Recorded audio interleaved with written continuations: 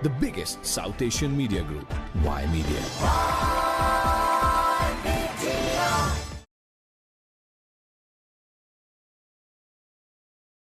Hello and welcome to Food for Thought. I'm Ramona Singh, and it's always so great to spend this time with you.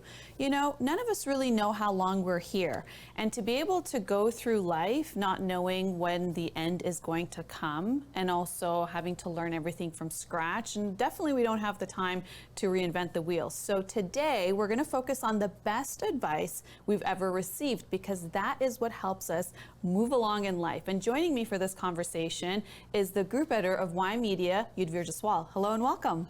Thank you so much, Ramona ji, and I couldn't agree more with you. Yes, we're all thrown into this world, and we don't have any prior experience. If we have any prior experience, I doubt we recall that much.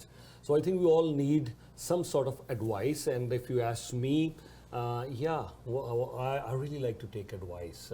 And of course, as I've said this many times, I am that Eklavya who has multiples, Dronacharyas. I have many gurus, and from my gurus, I definitely take lots of advice, and that has really helped me in navigating my life.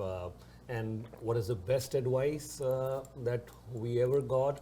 I'm sure I want to start with you because, the best advice. I wish we had, chance to discuss multiple advices because we get so many advices. I love to take advice, but I want to hear from you. Why don't you start?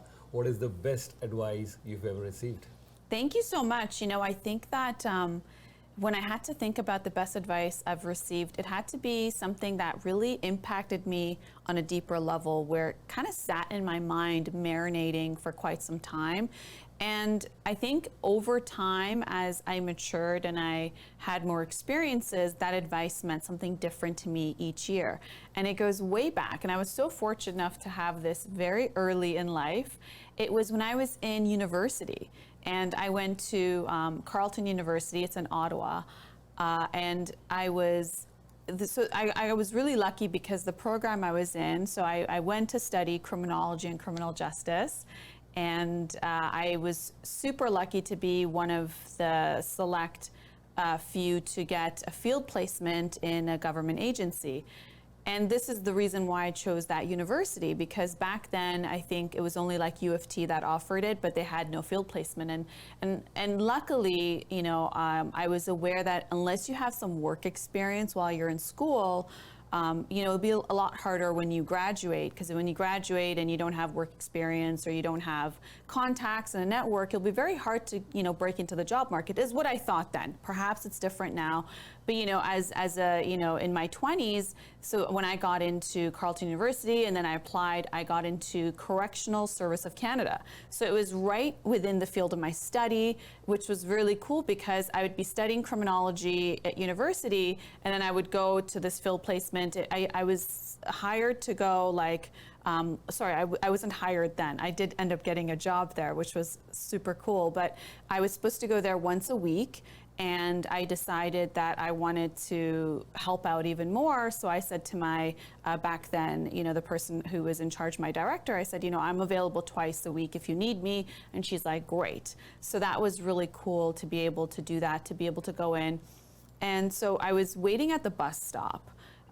Right outside of my residence. I was waiting at the bus stop to take the bus to downtown to go into work.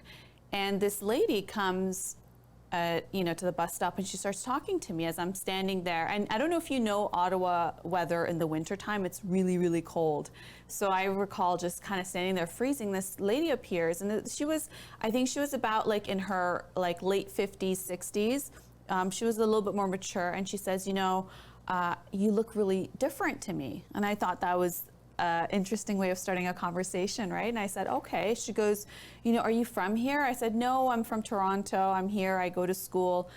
She goes, oh, so you go to school here. So what are you doing? Because she saw me, when you're your first job and you kind of put together a mishmash of a suit, you get a blazer and you're like, well, this is how you're supposed to, dress to go to work. So I had a mishmash of what I thought was professional clothing on. And she goes, she's like, so where are you going now? I said, oh, I'm going to, this is my field placement. I go there twice a week. and it's cool. So she starts asking me some of these questions, and then she says, I just came from the Tim Hortons, and she goes, I was studying. I said, oh, okay. She goes, I have to tell you. She goes, right now you're young, you're in school, you're getting your degree, it's good that you're working. She goes, all I could say to you is invest in yourself in terms of your skills. She goes, all my life, she goes, I went from one ordeal to another ordeal to another ordeal. She goes, I had a problematic childhood growing up. She goes, when it comes to her parents and the problems within the household, she goes, then I had problematic marriages. She goes, one after the other. And she goes, and I always felt like I had to dedicate my time like with these people, for these people. And she's like, and I never realized until this age that, she goes, even if you get married, she goes, and you have children and you have all this family, she goes, your spouse may pass away, you may get divorced, you may get separated. She goes, your children will grow up, they'll like go live their lives. She goes, so if you're living for other people, she goes, other people will not always be physically around you and available. She goes, but if you spend some of your time investing in yourself, like the skills, knowledge that you build, whether it's a language, whether it's, what you're studying or some trade that you learn, even if it's like knitting, cooking, whatever the case is, she goes, those things that you learn where you invest in yourself, where your personality grows and builds character, she goes, that can't be taken away from you. She goes, no matter what world event will take place, no matter, what situation might happen, she goes, you can't lose those skills. Just like how, so she goes, now I realize that, she goes, at this age, so she goes, now I spend some time, studying, and I'm really working and focusing on myself, because she goes, I really didn't do that all my life. And I had to catch myself at this age and be like, well, where did my life go? What am I doing? What am I all about? And, at first I didn't know what to make of it, because I remember then I got on the bus, and then she took another seat, and I took whatever seat was available. And interestingly enough, I sat beside next to somebody else. Now I just remember the story. And they had a booklet, and they're like, here, you have one. I took it, and it was about marriages. And then they started talking to me about it. So that day, it seemed like strangers were just coming and telling me stuff. And, I didn't think much of it then, because I wasn't sure what it was. And I kind of felt like, well, I am doing my thing. I am, of course, this is part of the learning and focusing on what the path is and building towards that. But I think over the years, I realized that, the skills you build are not just for that one field. You think you're building skills for one field, but then you realize, no, they're transferable skills. I'll give you an example.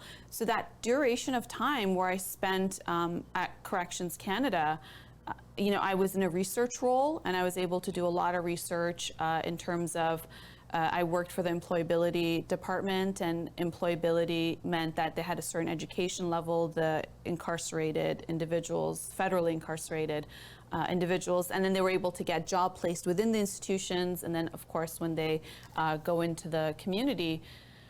And I realized that, that research role helped me in then when I went into telecommunications. And in telecommunications, when I was able to go to do presentations, and I had to go to a lot of conventions and networking events, that helped me in politics. Because I remember when I was a candidate, I remember when I had to go for debates, I understood how to present, because I had spent, a decade prior to that presenting cases in terms of my, in terms of doing the market research, and I understood that every presentation has an intro, your short-term goals, then the long-term goals, and then a nice closing.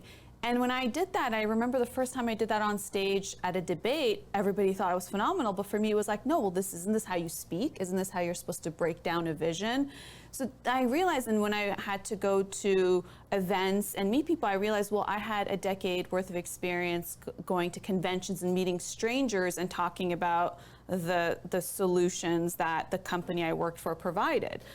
It's transferable when you're talking about policy that your party wants to provide. So I started understanding how certain things, and then doing media work and being able to look at a camera but not really look at a camera and have a natural conversation, and that also made it so much easier to be able to just relax and be yourself in different environments. So I realized her advice wasn't just like go to school, like learn a few trades. It was like actually take some time and be present with yourself and be here right now and think about what you're enjoying. And as you're enjoying doing certain things, it's developing you, right? And I'm surely she learned a lot of stuff while she was in her situations.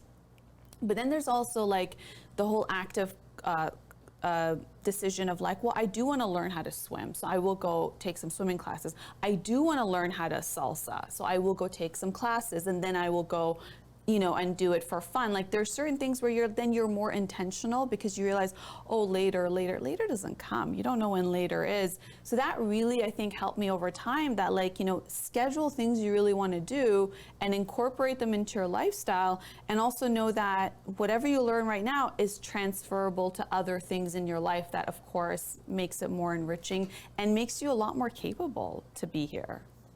The biggest South Asian media group, Y Media.